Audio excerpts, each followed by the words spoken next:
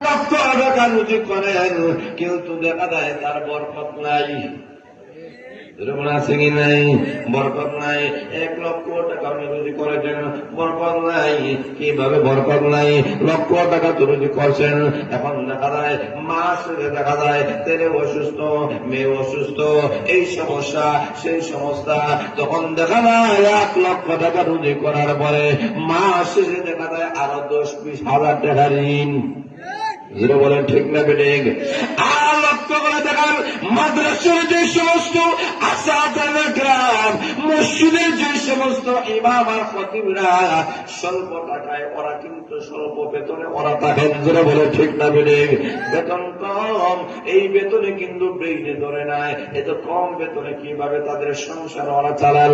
আল্লাহ ডাকবে তোমার জানো না, কারণ তাদের রিজিকের মধ্যে আমি আহকামুল হাকিমিন বরকত দান করছি। আর আসতে বলেন সুবহানাল্লাহ। উনার কম টাকা যদি হয়, কিন্তু বরকত আমি আল্লাহ রাব্বুল আলামিন তাদেরকে দান করেছি। এই কারণে জীবনের সর্বক্ষেত্রে বরকতের দরকার আছে কি নাই? আরো জোরে বলেন আছে কি নাই? এই কারণে জীবনের সর্বক্ষেত্রে সব দোয়ার মধ্যে আল্লাহ নবী বিশ্বনবী রাহমাতুল আলামিন বরকতের দোয়া শিক্ষা দিয়েছেন। একজন স্বামী আর স্ত্রী যখন বিবাহ হয়ে যায়, আপনি গিয়েছেন বিবাহ অনুষ্ঠানে, তখন আপনি দোয়া করবেন। দোয়া আছে কি নাই? আছে কি নাই? দোয়া করবেন বারাকাল্লাহু লাকা ওয়া বারাকাল্লাহু আলাইকা ওয়া জামাআ বাইনাকুমা ফিল খায়র। যারা বলে ঠিক না বেঠিক? আপনি বলেছেন বারাকাল্লাহু লাকা, আল্লাহ বরকত দান করুন। যারা বলে ঠিক না বেঠিক? তাহলে বুঝে গেল এখানের মধ্যে যাওয়ার পরে দোয়া শিক্ষা দেওয়া হয়েছে বরকতের দোয়া। স্বামী স্ত্রী সাংসারিক জীবনের অভাব কখনো দূর হবে না যতক্ষণ পর্যন্ত আল্লাহর পক্ষ থেকে বরকত দেওয়া না হবে।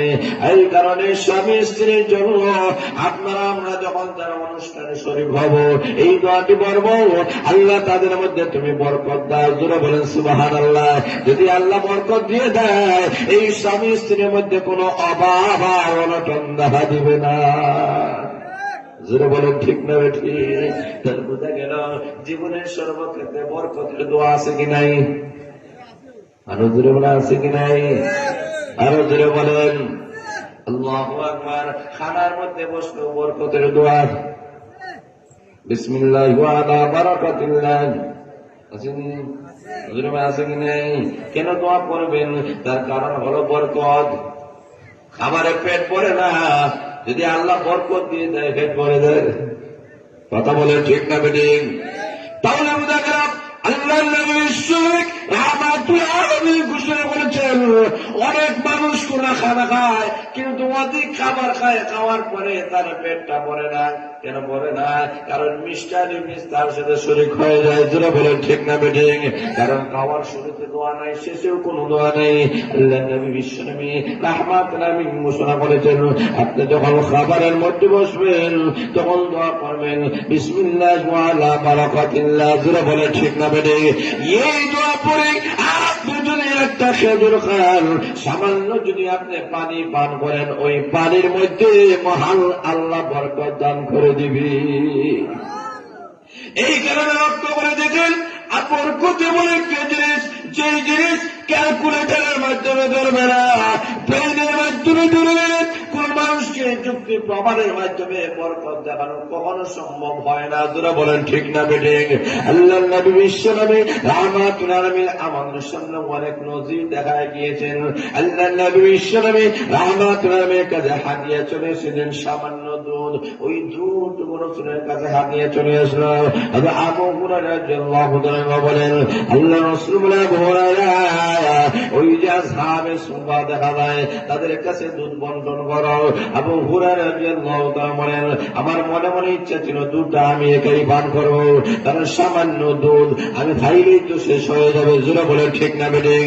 আমার তো আল্লাহ নবী বিশ্বনবী রাহমাতুল আলামিন আসহাবে সুফার বন্টন করার জন্য বলেছেন, তাহলে তো আমি দুধ পাবো না, তাহলে আমার তৃষ্ণা নিবারণ হবে না, আমার খিদা নিবারণ হবে না, অসুবিধা নাই।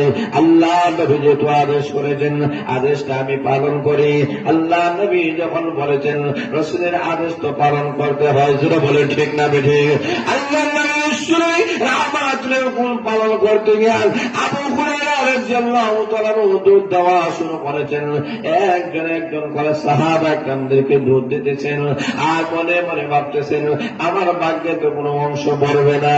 আল্লাহ নবী তার চেহারার দিকে তাকাইয়াছেন, চেহারার দিকে তাকাইয়া আল্লাহ রাসূল মুস্কি হাসি দিতেছেন, আর মনে মনে বলতেছেন আবু হুরায়রা কি ভাবতেছেন আমি নবী বুঝতে পারতেছি। যারা বলেন ঠিক না বেঠি? আল্লাহ নবী মুস্কি হাসি দিয়েছেন, কারণ আবু হুরায়রা জানে না আল্লাহ পয়গম্বর রাহমাতুল আলামিন কেন মুস্কি হাসি দেন, ওটা তো বুঝতে পারে না। বন্টন করা শুরু করেছেন, সমস্ত সাহাবা একরামদের কাছে বন্টন করা শেষ হয়ে গেছে। প্রত্যেকে তৃপ্তি সহকারে দুধ পান করে নিয়েছে, কারণ দুধ পান করার দোয়া আছে কি নাই? আরো জোরে বলেন আল্লাহুম্মা বারিক লানা ফীহি ওয়াজিদনা মিনহু, আছে কি নাই? আরো আজকে বলেন এখানে বরকতের দোয়া আছে কি নেই? কতগুলো আছে কি নাই? ফের বুঝে গেল জীবনের সর্বক্ষেত্রে বরকতের দরকার আছে। জোরে বলেন ঠিক না বেঠি? বরকত ছাড়া কখনো মানুষের শান্তি মুক্তি পাওয়া যাবে না। এই কারণে আমরা সবাইকে যখন বন্টন করে ফেললেন, আল্লাহ রাহমাতুল বলেন আবু হুরায়রা তাদেরকে জিজ্ঞেস করো আর লাগবে কিনা।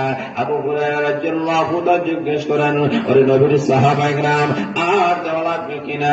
তারা ডাক দিয়ে বলেন আবু হুরায়রা এত তৃষ্টি সহকারে পান করেছি, আর পাওয়া লাগবে না। আল্লাহ নবী বিশ্বনবী রাহমাতুল আলামিন এবার আবু হুরায়রা রাদিয়াল্লাহু তাআলা বলেন, আরে আবু হুরায়রা এবার তুমি দুধটা পান করে নাও। আবু হুরায়রা দুধ পান করে নিলেন, এবার তৃপ্তি হয়ে গেল। আল্লাহ রাসূল বলেন আবার পান করো। আবু হুরায়রা বলেন ইয়া রাসূলুল্লাহ, ইয়া হাবিবাল্লাহ, আবু আল্লাহর পয়গম্বর, আমার পেটের মধ্যে এমন কোন শূন্যস্থান নাই যে শূন্যস্থানের মধ্যে সামান্যটুকু দুধ আর দিতে আমি আর দিতে পারবো। আল্লাহ নবী রাহমাতুল্লাহ ডাক দেবেন, আবু হুরায়রা তোমার মনের অবস্থা আমি বুঝতে পেরেছি, তুমি বুঝতে পেরেছ হয়তো তুমি দুধ পাবে না। ওরে আবু হুরায়রা এটা শুনে নাও, ওই দুধের মধ্যে আমার মহান আল্লাহ রাব্বুল আলামিন বরকত দান করে দিয়েছেন। এই বরকত দেওয়ার কারণে সমস্ত সাহাবা কেরাম পান করার পরে, তুমি পান করার পরে এখনো পর্যন্ত যতটুকু দুধ ছিল ততটুকু দুধ রয়ে গিয়েছে। যারা বলেন সুবহানাল্লাহ। বরকত দেওয়ার মালিক কে?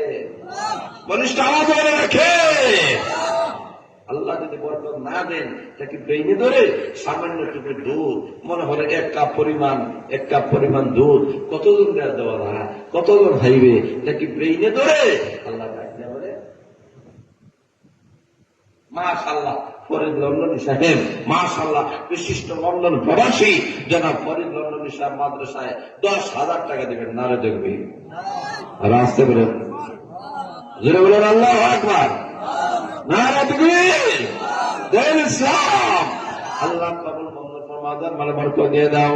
আল্লাহ আমার প্রবাসী ফরিদ চৌধুরী সাহেবের মনে বসনা পূর্ণ করে দাও। আসমান জমিন বালা মুসিবত থেকে হেফাজত ফরমাও। সবাই বলেন আরো জোরে বলেন। এখন শুনবায়না লক্ষ্য করে দেখেন আলোচনা আরো সামান্য চলতো কিনা। জোরে বলেন। এখন শুনবায়না লক্ষ্য করে দেখেন আল্লাহ রাহমাতুল আলামিন জীবনের দিকে তাকাইলে দেখা যায় আল্লাহ নবী বিশ্বনবী রাহমাতুল আলামিন যা কিছু করেছেন সবগুলা বরকতের জন্য দোয়া করেছেন। তাহলে বোঝা গেল জীবনের সর্বক্ষেত্রে বরকত ছাড়া আগানো কখনো সম্ভব নয়। যারা বলেন ঠিক না বেঠি? আল্লাহ রাব্বুল আলামিন বলেন বরকত দান করেন মালিক আল্লাহ। এখন লক্ষ্য করে দেখেন কেমন ভাবে আল্লাহ বরকত দান করেন। দেখেন প্রতিটি দুনিয়ার মধ্যে যে সমস্ত গাভীগুলো আছে তাদের করে বাচ্চাগুলা কয়টা হয়? আরো জোরে বলেন। মনে হয় আপনাদের এলাকায় 2টা। আরো জোরে বলেন। আচ্ছা এখন লক্ষ্য করে দেখেন প্রতিটি গাভী করে এক একটা বাচ্চা দেয়। আর আপনাদের এলাকায় যে সমস্ত কুকুর নিয়ে আসে তারা মনে হয় একটা বাচ্চা দেয়। কয়টা? আরো জোরে বলেন। এখন লক্ষ্য করে দেখেন